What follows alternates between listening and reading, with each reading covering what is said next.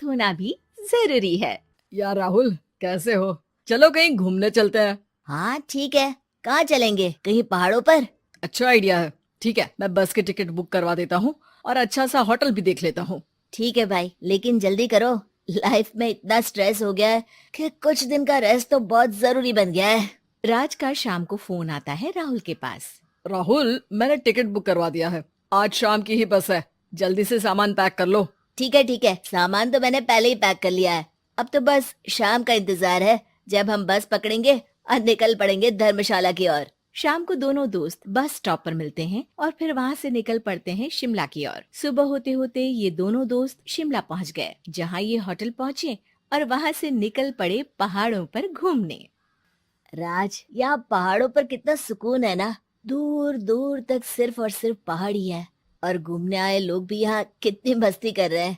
हाँ भाई, ये तो है। चलो कुछ खा ले। दोनों एक रेस्टोरेंट पे पहुँच गए। वहाँ इनकी रेस्टोरेंट चलाने वाले लड़के से दोस्ती हो गई, जिसका नाम जितेंद्र था। जितेंद्र, तुम यहाँ कब से हो और रेस्टोरेंट खोलने का प्लान कैसे बनाया? अरे भाइयों, मैं तो यहीं का हूँ। बस बाहर कुछ साल के लिए गया था नौकरी करने, पर फिर लौट आया और अपने यहाँ ही रेस्टोरेंट खोल लिया। पिछले 6 साल से यहीं पर हूँ। अरे लेकिन जितेंद्र, एक बात तो बताओ, रेस्टोरेंट ही क्यों? कुछ और काम क्यों नहीं? और भैया, अपना तो ये मानना है कि आदमी दुनिया में कहीं भी हो, लेकिन उसे भूख तो लगेगी ही, और इसके लिए उसे खाना तो चाहिए ही।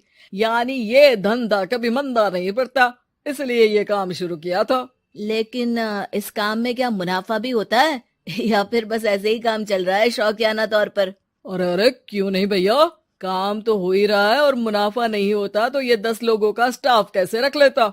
वैसे आप भी क्यों नहीं इस बिजनेस में हाथ आजमाते हो? हाँ, आइडिया तो अच्छा है, लेकिन हम लोग तो सिर्फ यहाँ घूमने आए हैं और हमारे पास इतने पैसे भी नहीं है।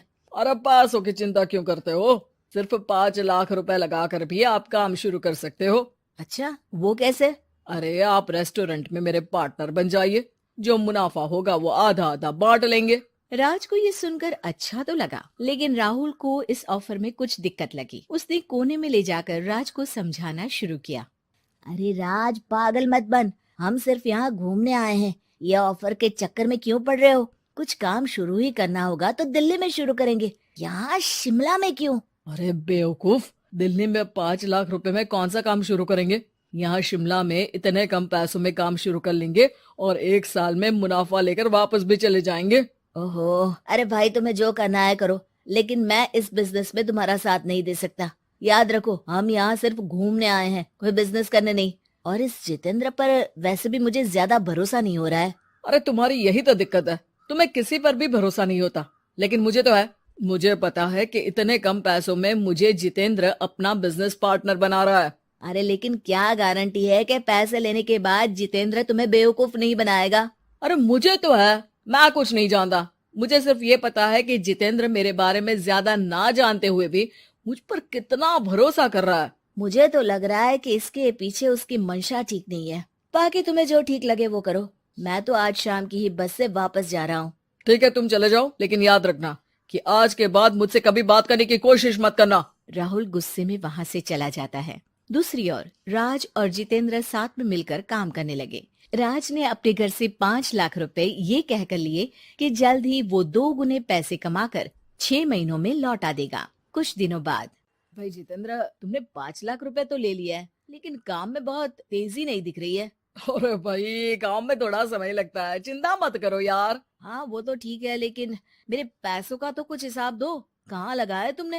अरे बड़े आए पैसों का हिसाब मांगने वाले। वो तो शुक्र मनाओ कि इतने कम पैसों में मैंने तुम्हें काम पर रख लिया है। क्या कहा? तुमने मुझे काम पर रखा है? अरे मैं तो तुम्हारा बिजनेस पार्टनर हूँ। बड़ा आया पार्टनर बनने वाला। औकात देखिए अपनी, 5 लाख में रेस्टोरेंट खरीद लिया है क्या? ऐसा है तो मेरे पैसे वापस करो, मुझे तुम्हारे साथ काम नहीं करना है। अरे पैसे कैसे, वो सब तो काम में लग गए। अब तुम्हें वापस जाना है तो चले जाओ, कोई पैसा नहीं मिलने वाला है। राज को अपने साथ होने वाले धोखे का एहसास हो चुका था, लेकिन तब तक देर हो चुकी थी। उसे अपने दोस्त राहुल की याद सताने लगी, जिसने पहले ही आगाह कर दिया था कि इस बिजनेस में धोखा है, लेकिन अब तो देर हो चुकी थी। राज को अब कोई रास्ता नहीं सूझ रहा था। जितेंद्र भाई, मेरे पैसे वापस कर दो ताकि मैं लौट जाऊं। मुझे अब तुम्हारे साथ कोई काम नहीं करना भाई। ये सुनते ही जितेंद्र अपने कुछ साथियों के साथ राज पर टूट पड़ा और उसकी जमकर पिटाई कर दी। राज बेहोश हो चुका था। जब उसने आंख खोली तो उसे अपने सामने पूरा परिवार, पुराना दोस्त राहुल भी दिखा। सभी को देखकर राज की आंख में आंसू आ गए। राहुल, मुझे माफ कर दो। अगर समय रहते मैं तुम्हारी बात मान लेता तो आज शायद ये दिन ना देखना पड़ता। अरे शुक्र मनाओ कि जान बच गई। वो तो भला हो एक आदमी का जिसने मुझे फोन कर दिया था, तभी तुम्हारी जान बच सकी। मुझे माफ कर दे दोस्त, तेरी सलाह ना मानकर मैंने बड़ी भूल की है। अरे अरे भाई, मेरे हाथ मत जोड़ो। बस ध्यान रखना कि अच्छा दोस्त आपको हमेशा अच्छी सलाह देता है, इसलिए दोस्तों की सलाह पर ध्यान देना चाहिए।